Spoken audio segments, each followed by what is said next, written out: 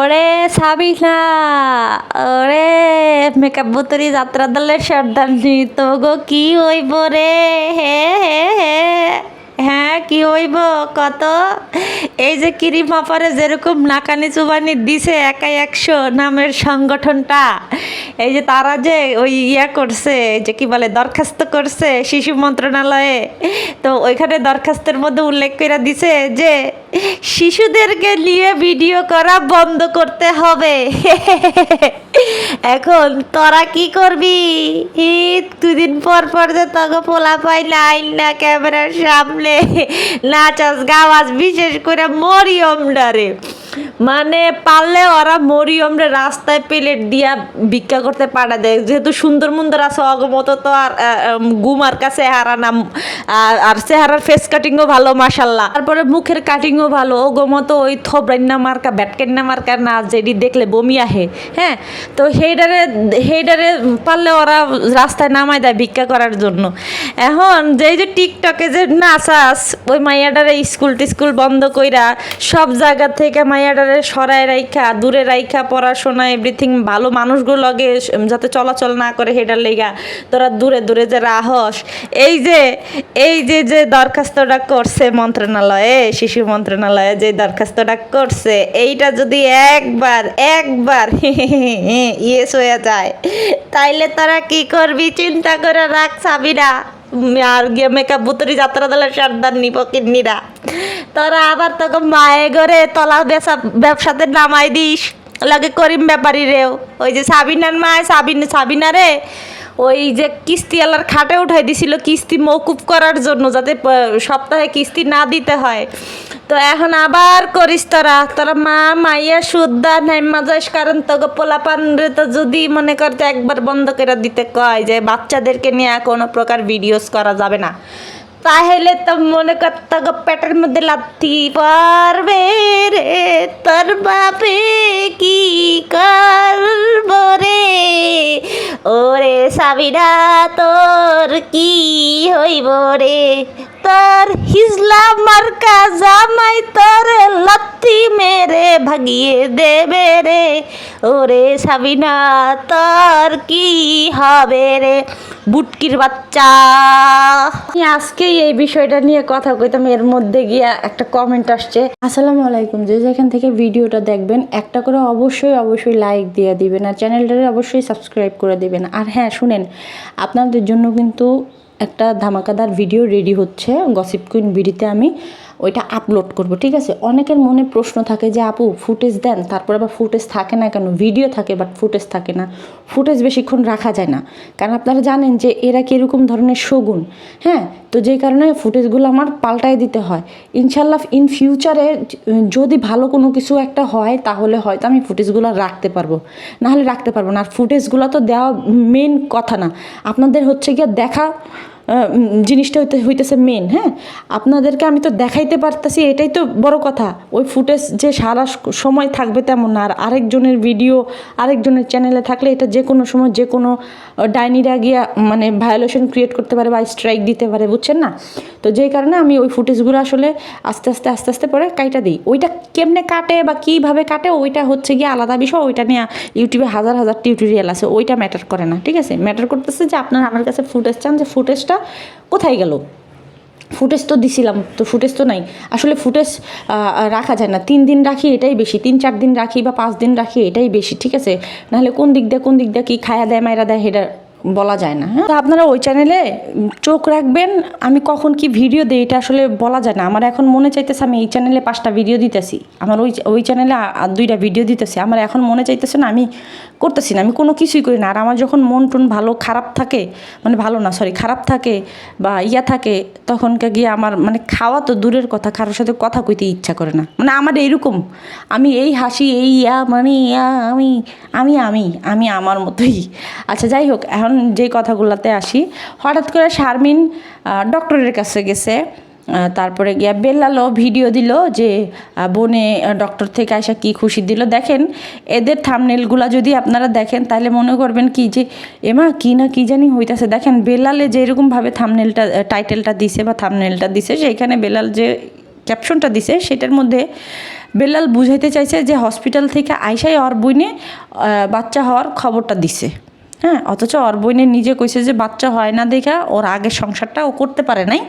তারপরে ওর নিজের বর্তমান যে বোন জামাই, সে বোন জামাই কইছে যে ওর বাচ্চা হইব না।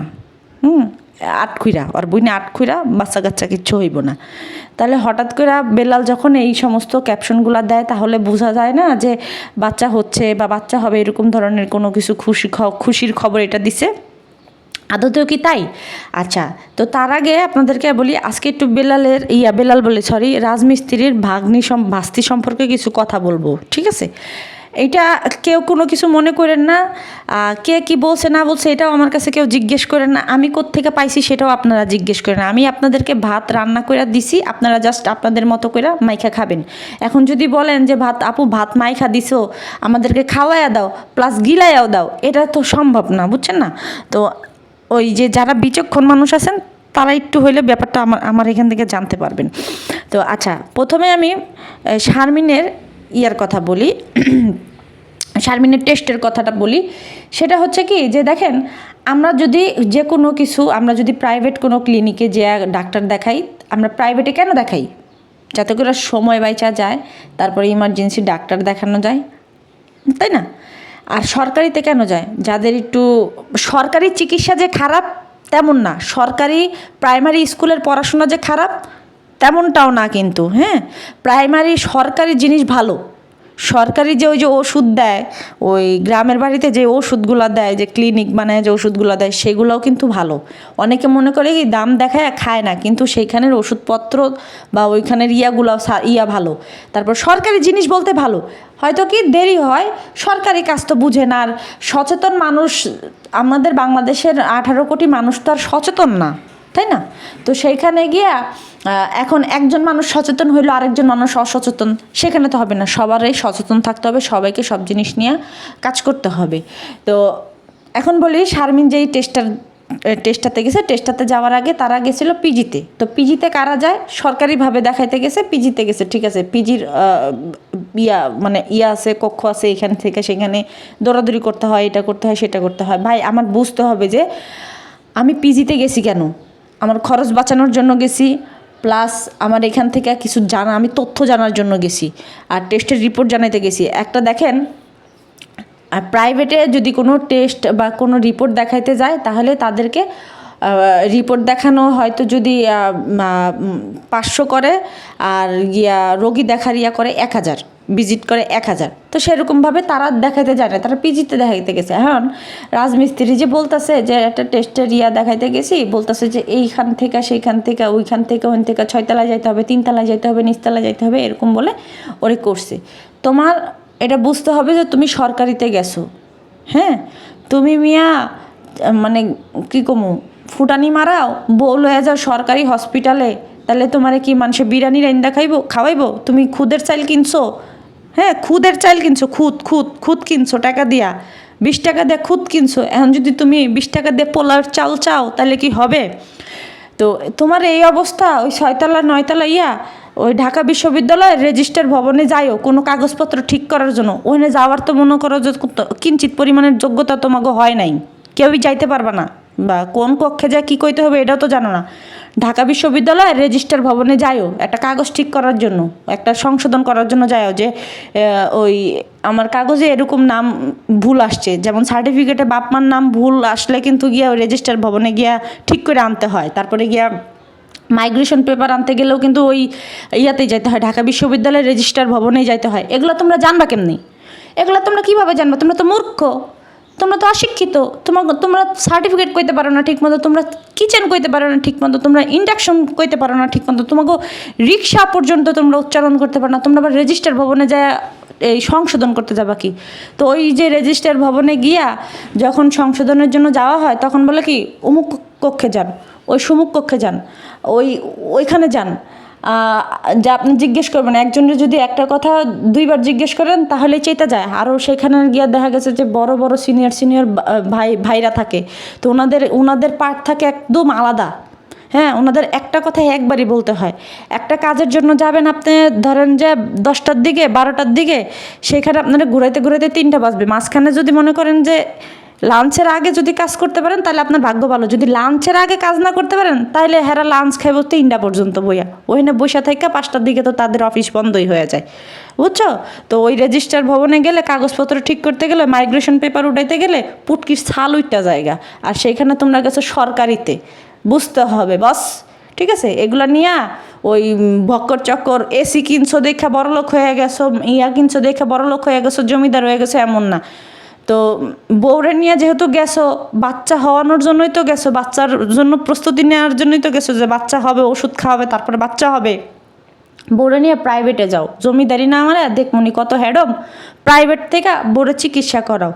এমনও হয়েছে, এমনও করছি যে একটা টেস্ট করাইতে দিছে ডক্টর, এই সপ্তাহ 2 সপ্তাহ আসবে না, ইমার্জেন্সি টেস্ট করাইছি একদম নগদ, যেই টেস্টের দাম বা যেই টেস্ট করাইতে গেলে বা যেই রিপোর্টের দাম আসবে গিয়া, মানে টেস্টের দাম আসবে গিয়া ওই 1500, তো সেইখানে গিয়া ইমার্জেন্সি করাইতে হয়েছে গিয়া 4000 টাকা দিয়া, তারপরে আবার তো ডক্টর দেখাইতে হয়েছে, কারণ 1 ঘন্টার মধ্যে ইমার্জেন্সি ডক্টর দেখানো কি 4 টাকানি কথা? আর তার মধ্যে আবার রোগী দেখার সাথে সাথে যদি বলে যে টেস্ট করে আনতে হবে, সামনের সপ্তাহে তো আমি আসবো না, তো তখন দেখা গেছে কি যে কি করার থাকে, আর কিছু করার থাকে? তখন ইমার্জেন্সি ডক্টর তো দেখাইতে হয়, ইমার্জেন্সি টেস্ট করাইতে হয়। ইমার্জেন্সি এই যে আজকে যে ওরা গতকালকে যে ওরা গেছে টেস্ট করাইতে, ওইটা কিসের টেস্ট করাইতে গেছে আপনারা জানেন? ওইটা কিসের টেস্ট করাইতে গেছে? ওই টেস্ট করাইতে গেছে যাতে কইরা মানে ওর যে বাচ্চা আসবে, ওই বাচ্চা ওর যখন পিরিয়ড হবে, ওই পিরিয়ড চলাকালীন অবস্থায় ডক্টর ওষুধ দিবে, ঠিক আছে? ওইটা খায়া যাতে বাচ্চা কনসিভ করতে পারে। এখন ওইটার সময় ওনার হয় নাই, আরও এভরিথিং আরও ঘটনা আছে, যেহেতু আমি ডক্টর না, এই সম্পর্কে ডক্টররা ভালো জানবে। তো ওইটা খাইয়া তারপরে গিয়া মানে ওই ওষুধ খাইয়া তারপরে গিয়া মানে বাচ্চা কনসিভ করবে, এরকম একটা ইয়া। তো সেইখানে তারা গেছে ডক্টর করতে, টেস্টের খবরাদি জানতে। আচ্ছা, তোরা যে টেস্টের কত টাকা লাগবে, টেস্ট করতে কত টাকা লাগবে, এটা জানতে গেছিস? তোদের অ্যাকাউন্টে টাকার অভাব নাই, তোরা 10-20 হাজার টাকা নিয়ে ব্যাগে করে লয়ে যাবি, টেস্ট করবি, ইমার্জেন্সি করে পড়বি। হ্যাঁ গো, হাতে সময় আছে 60 দিন, বুঝছেন? হ্যাঁ, 60 দিন হাতে সময় নিয়ে তারপরে আইসে টেস্টের খবর জানতে। ওদিকে আবার কইতেছে টাকাও নাই, এখন খবরও মানে একটু খবর জানি কেমন কি টাকা পয়সা লাগবে। আপনারা কোন তো, যার হাতে মনে করেন 4 দিন পরে 4 দিন সময় আছে টেস্ট করানোর, 4 দিন পরে তারা টেস্ট করবে, টেস্ট করে দেখবে, তাহলে তারা আজকে কেন আসছে? খোঁজ খবর নেওয়ার জন্য। কিসের খোঁজ খবর নিতে হবে? কেন খোঁজ খবর নিতে হবে? এত বালপাকনা তালেরাডি ফোনেই তো জিজ্ঞেস করলেই তো হয়ে যায়। তারপরে আবার গিয়া তোদের টাকার অভাব নাই, ব্যাগের মধ্যে করে টাকা ভরবি, টাকা লয়ে তারপরে ডায়াগনস্টিক সেন্টারে যাবি, গিয়া সেটা তারপরে গিয়ে তোরা জিজ্ঞেস করবি যে অমুক টেস্টটা কি করা যাবে? হ্যাঁ যাবে। কত আসবে? এত আসবে, তাই না? আর তো কথা থাকে না। মূলত গেছে ফাতরামি করতে, মূলত গেছে গিয়ে একটা ব্লগ বানাইতে, আর মানুষের দেখাইতে যে জামাইয়ের বোর খুব মিল, খুব মহব্বত, ওদিক দিয়ে ক্যাচানি হয়। যেই জামাই, ওই জামাইয়ে কয় যে কি বাচ্চা তো হইব না, তারপরে আবার গিয়া বইয়ের চরিত্র নিয়ে কথা বলে। হেই জামাইয়ের সাথে আবার লুতুপুতু গুতু মারা গেছে। এই রাজমিস্ত্রি দেখেন কত বড় অশিক্ষিত মুরুক্ষর জাত হইলে কয় কি যে KFC-তে খাইতে যাব, তারপরে আরও কোথায় হেরা বলে ঘুরতে যাবে। ওর কত বড় সাহস, ও KFC-র কথা কইছে, ও KFC-তে যাইব? ওর কত বড় সাহস! ও কি দেখতেছে না দুনিয়ার অবস্থা, দুনিয়ার ভাব টিয়া দেখতেছে না যে কোথায় ও যাইতে চাইতেছে? ও মানে ওরা যে মুনাফিক, ওরা যে নিকৃষ্ট, ওরা যে ওই অভিশপ্ত জাতিদের মানে বংশধর, আপনারা এখান থেকে কথা কি পান? কত বড় সাহস হইলে কয় যে KFC-তে যাব? চিন্তা করছেন KFC কাগো? আমার বাসায় সানসিল্ক শ্যাম্পু আছিল, ওইটা দিছি ওই যে সিপার মধ্যে হালায় রাখছি, যে সেটা মাথায়ও দিব না। আর সেইখানে গিয়া এরা যায় KFC-তে খাইতে। হাই রে মূর্খ জাতি, কি জবাবটা দিবি? কি জবাবটা দিবি? আল্লাহ তাআলা কইছে যে তুমি যদি কারো কোনো কিছু না করতে পারো তাহলে তারে ঘৃণা করো, তারা ঘৃণা করো। আর সেইখানে এই অসভ্যরা, এই গাঞ্জা করে কয় KFC-তে যাবো, হেনে যাবো। তুই KFC-তে না, তুই মারা খাইতে যা। সত্যি কথা, তুই মারা খাইতে যা, তোর বাপ মায়ের মাথা চাবাই খা। আচ্ছা, এখন আসেন আরেকটা কথায় যাই। এই যে রাজমিস্ত্রি যে এত ভাস্তি ভাস্তি ভাস্তি ভাস্তি করছে, আমার ভাতিজি, বাপের পরে তো আমি আছি, আমি দেখবো মেয়ে প্রেগনেন্টশিপ, মেয়ে প্রেগনেন্ট, এই মেয়েকে আমরাই দেখবো, তো টাকা পয়সা দিয়ে না পারি মেয়ের কাছে রেখে দেখবো। এই তুই মাগনা রাখছিলি? তোর বুকে হাত দিয়ে কত তুই মাগনা রাখছিলি? একবেলা তুই মাগনা রাখছিলি? ওরা নিজেরও বাজার করে খাইছে, ঠিক আছে? ওই ভাস্তি যে রাখছে, ভাতিজিরে যে রাখছে, ওই ভাতিজি নিজেরটা নিজে কইরা খাইছে, নিজের জামা, ওর ভাতিজির জামাই বাজার করে রান্না খাইছে। ওরে বাবারে বাবা, শোন একটা কথা বলি আমি তোর একমাত্র ভাতিজি, হ্যাঁ, তো সেই ভাতিজির জামাই যদি বাজারও করতে চায়, তাও তো তুই না করবি যে না না না তোমার বাজার করতে হবে না, তুমি কয়েকদিন আইছো এখানেই থাকবা, যেহেতু তুমি নিচে বাসা নিতেছে, দুই দিন বা 2 সপ্তাহ বা যাই হোক থাকুক, একবেলা ভাতিজি জামাই রে আলাদা মাগনা খাওয়াইতে পারস নাই? যেই ঘরের মধ্যে থাকছে, আপনারা তো কিচ্ছুই জানেন না, যেই রুমটার মধ্যে ওরা থাকছে ওই রুমটার ভাড়া পর্যন্ত ওরা দিছে। আমি কোত্থেকে জানছি ওইটা ম্যাটার করে না, ওইটা জানতে চান না কোত্থেকে জানছি। তারপরে আসেন আরেকটা কথা বলি, এখন এই কথা শুনলে আপনারা কি কইবেন যে আমি জানছি কোত্থেকে? আমি কোত্থেকে জানছি আমার আছে, শুনেন। এই যে আমি নাম বলতেছি না, আর আমি তো আমারে যে বলছো বা যে জানাইছো তার একটা কথা বলবো, আমারে নিয়ে খেলবা না শোনা। আমি আবারও বলি, আমারে নিয়ে খেলবা না।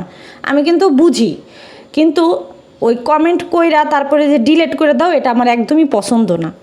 যেহেতু আমাকে তোমরা বলছো বা এক একজনে বলছো যে আমাদেরকে করেন না, এক্সপোজ করেন না, বের করেন না, সমস্যা হইতে পারে, বা আমাদের পরিচয়টা আপনারা দিয়েন না, বা আমাকে বলছেন, তো সেই হিসাবে আমি বলি, যেহেতু আমাকে তোমরা বলছো বা আমাকে বলছেন, তো সেই হিসাবে দায়িত্বটা আমার, হ্যাঁ, যে পরিচয় গোপন রাখার। আমার কাছে সবাই পরিচয় গোপন রাখতে চায়, বুঝতে হবে আমি সেই ভরসার একটা জায়গা।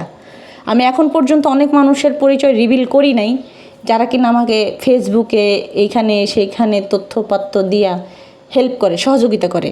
আমি কিন্তু কারো বলি নাই, কোনো দিন বলি নাই, তো তেমনি কিন্তু আমি বলবো না। আচ্ছা, যেটা হয়েছে, এই যে শারমিন যে গেছে, শারমিন যাওয়ার পরে কিন্তু ওর রাজমিস্ত্রির ভাস্তিরেও দেখা যায় নাই, জামাইরেও দেখা যায় নাই। কেন দেখা যায় নাই? একটা চাচি আছে বাসায়, তো সেখানে ভাতিজি কি থাকতে পারতো না ওই বাসাটায়? ওই মেয়ে মনে হয় কয়েকদিন ছিল, থাকার পরে গিয়ে ওই মেয়ে আর থাকতে পারে না ওই জায়গায়। বুঝেনি তো, এই নোংরাগুলোকে যারা থাকে বা এই নোংরাগুলোর সাথে কেউ থাকতে পারে না। যেখানে গিয়ে রাজমিস্ত্রির মা বাপ মাই থাকতে পারে না, সেখানে গিয়ে ভাতিজি তো দূরের কথা। ভাতিজির বাপেরে কইছিল না যে ভাতিজির ভাসুরে বলে, ভাসুরের বউ আয়না ঘরে বন্দি করে রাখছিল শারমিন, যাইতে পারে নাই, বিয়ে হয়ে 8 দিন যাইতে পারে নাই। এর মধ্যে এই কথা কইছিল, ভাসুর নিয়ে এই কথা বলছিল।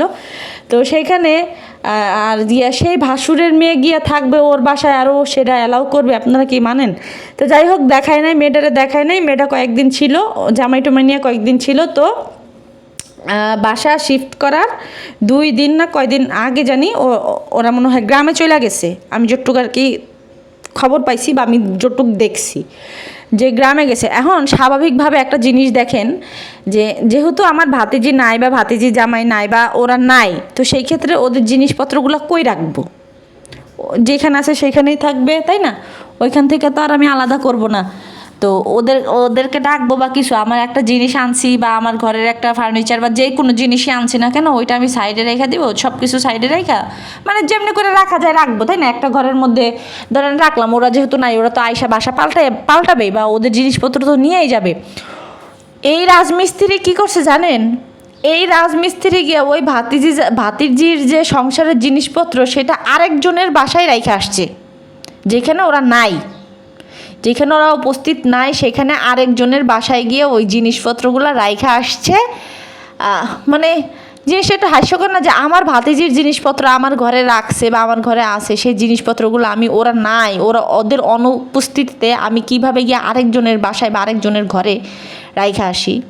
এই জিনিসগুলা হওয়ার পরে কি করছে যে ওর ভাতিজি আর মনে হয় ভাতিজি জামাই, ওই ছেলেটার নাম কি জানি মনে নাই, যাই হোক, তো ওরা কি করছে, ওই অসুস্থ শরীর নিয়ে ওই মেয়ে আবার ঢাকায় ব্যাক করছে। ঢাকায় ব্যাক করে ওই জিনিসপত্রগুলো আবার নিজের ঘরেরটা নিজে গুছাইছে। প্রথম কথা হচ্ছে কি একজন প্রেগনেন্ট মানুষ, তারপরে গিয়া ওই মেয়ে আবার জার্নি করছে। তো আপনারা জানেনই তো যে প্রেগনেন্ট অবস্থায় জার্নি করাটা কতটা কষ্টের। তো সেখানে জার্নি করছে, জার্নি কইরা তারপরে গিয়া নিজের সংসার গুছাইছে। হ্যাঁ, এই হচ্ছে গিয়া চাচা, ওই হচ্ছে গিয়া ভাতিজি, ওই হচ্ছে গিয়া ভাতিজি জামাই। হ্যাঁ, চাচা এত ভালোবাসে তার ভাতিজিরে। চাচার নিজের যে 2টা সন্তান আছে সেইগুলোর প্রতি চাচার সেরকম কোনো মমতা নেই, আর আসছে গিয়া ভাতিজিরে ভালোবাসবে, তুলো করবে। তো এটা নিয়ে কথা কইছিলাম দেখে কিছু মানুষের গায়ে খুব ভাবে লাগা গেছিল যে আমি এই কথা কেন বলছি। আরে ভাই, আমি যে কইছিলাম যে আগলাভাবে যে নিজের সন্তান থাকতে আবার ভাতিজির সাথে ভাতিজির এত ভালোবাসে কেন, নিজের সন্তান তো আছে, তাই না? তো দেখেন, আপনাদেরকে ক্যামেরার সামনে যতটুকু দেখায় তারা ভালো, তারা সুফি সাফি এইটা সেটা, আদতেও কিন্তু না। এরা হচ্ছে গিয়ে মানুষরূপী শয়তান, এরা হচ্ছে মানুষরূপী শয়তান। এই যে রোজার মাসটা যে গেছে, এই হারামজাদা একটা রোজা রইছিল, ও তো গাঞ্জা খায়, এই কুল পায় নাই। সত্যি এখন হুমায়ুন আহমেদের নাটকের মধ্যে কোয়া লাগবে যে ফারুকের জিগাইছে যে তুমি কি পড়াশোনা করছা, কয় গাঞ্জা খায়, এই তো কুল পাই না, পড়াশোনা করবো কবে? তো ওর অবস্থা হইতেছে ওরকম, ও গাঞ্জা খায়, ও ড্যান্ডি খায়, কুল পায় না। ও সেখানে গিয়ে আবার ও গিয়া রোজা থাকবে কেমনে? খালি চক্কর দিয়ে আইসে খাইছে, চক্কর দিয়ে আইসে খাইছে, ইউটিউবের টাকা, আরে আল্লাহ, মুসুলধারে টাকা ভাঙছে আর খাইছে, বুঝছেন? তো সেখানে ও ভাতিজিরে ইটটা যে গেছে, ভাতিজিরে কোনো কিছু দিতে পারে নাই, ওই যোগ্যতা নাই যে বাচ্চাটা হইতেছে বা বাচ্চাটার একটা ড্রেস কিনে দিই, ওইটা নিজেও দিতে পারে নাই, শারমিনও কিন্তু দেয় নাই, বুঝছেন? এই হইতেছে ভালোবাসা। ওই যে দাদি যে করছে, রাজমিস্ত্রির মাই যে অত পিরিত দেখাইছে, অত আলগা পিরিত দেখাইছে, তো ওই আলগা পিরিতে ওই মানে নাতির জিনিসপত্র দিয়ে যে আরেকজনের ঘরে দিয়েছে, ওই মহিলা কিছু কইব না যে ওর জিনিসগুলা তুই বাইরে দিছিস কে, বা এই কে সেই কে? হ্যাঁ, ও কয় নাই। তো আমি জানছি কই থেকে, ওইটাও জিগে না, ওইটা ম্যাটার করে না, ওইটা দেখার দরকার নেই কই থেকে জানছি নাকি। হ্যাঁ, তো এই হইতেছে গিয়ে ভালো মানুষের নমুনা, বুঝছেন? তো আহেন এখন একটু সাগিনুরে নিয়ে কথা বলি। আচ্ছা, সাগিনুরে নিয়ে কি কথা কম কন?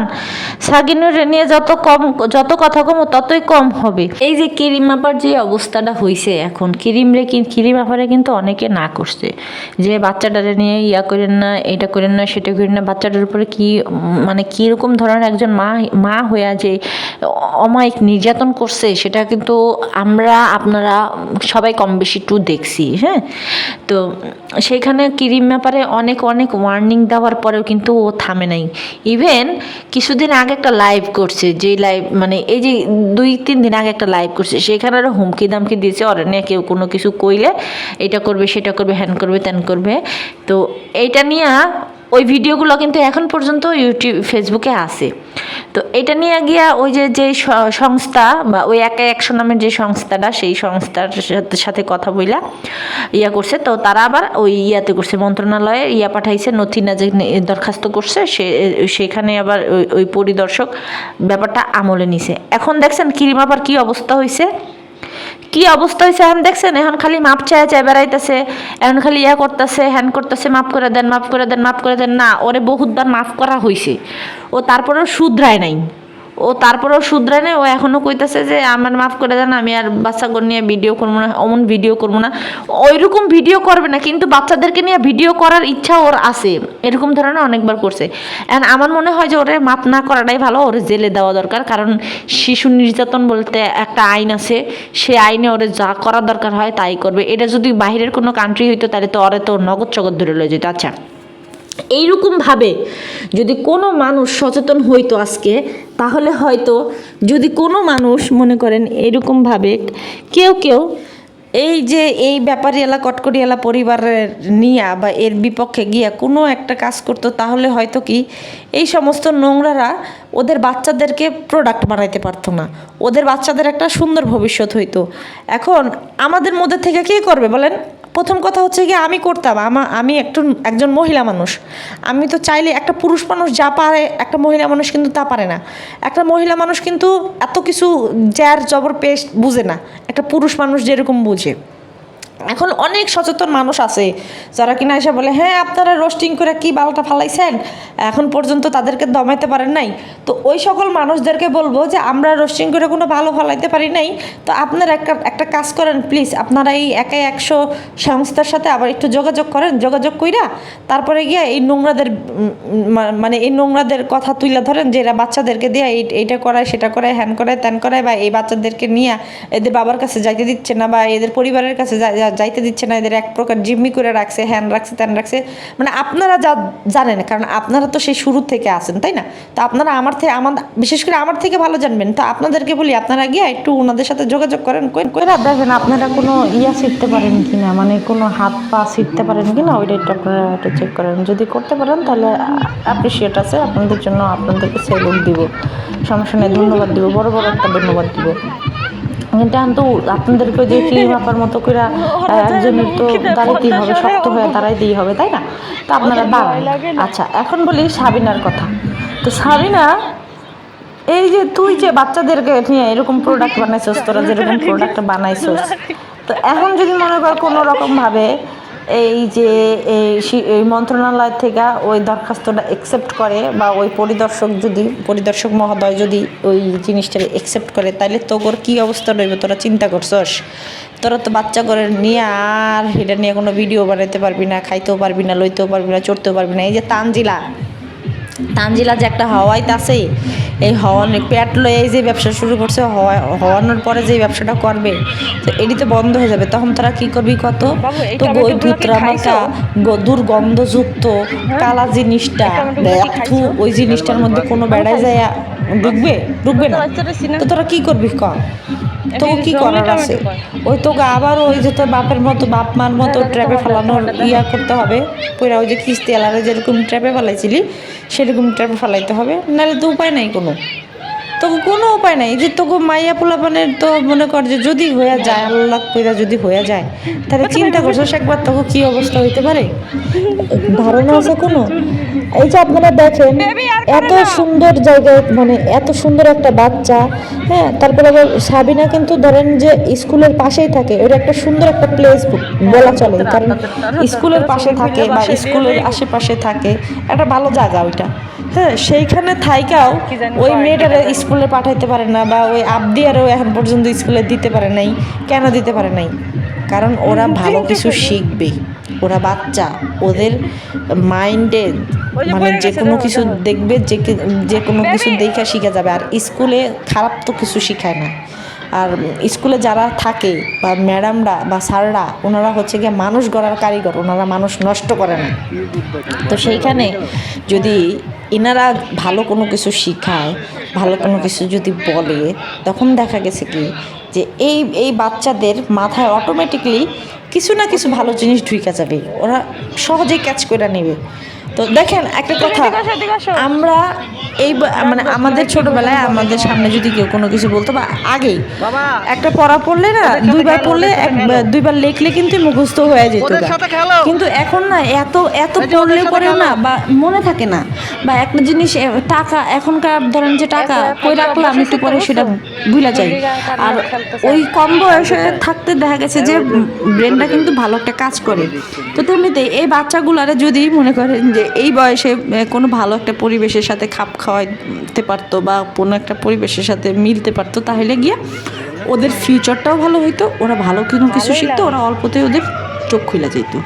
কিন্তু পড়ছে যে ডাইনি গো কাতারে, পড়ছে যেই মানে নৈটটা গো মানে তলার মধ্যে, তো ওরা আবার হেনতে বাইরে বুকে জাগোর মধ্যে পড়ছে, ওরাই একটা কালো অন্ধকারের মধ্যে মানে ঢুকে রয়েছে। তো সেখানে আবার ওরা আবার কোন হানে যায় থাকবে, ওরা আবার আলোর দেখা পাবে কেমন? ওরা যেই জায়গাটায় আছে, ওরা যেই ঘরে জন্ম হয়েছে, ওরা যেই জায়গায় রয়েছে, যে মানুষগুলো রয়েছে, হেডেই অন্ধকারের মধ্যে রয়েছে, হেডেই বাইরেতে পারে না, তা ওরা বাইরেতে পারবো? আর এটা হতেছে গিয়ে ইচ্ছা করেই ওরা এরকম করে রাখছে, যাতে করে এই মেয়েরা কোনোদিন আলোর দেখা না পায়। কারণ আলোর দেখা পাইলে এই মেয়েরা ওদের বুঝ ব্যবস্থা থেকে ওরা অনেক কিছু শিখে যাবে, বুঝে যাবে, যে জিনিসটা ওরা চায় না। বুঝতে পারছেন? এই জিনিসটা ওরা কখনোই চায় না। যদি চাইতো তাহলে নিজের সন্তানের ভবিষ্যৎ কোনোদিনও খারাপ করতে পারতো না।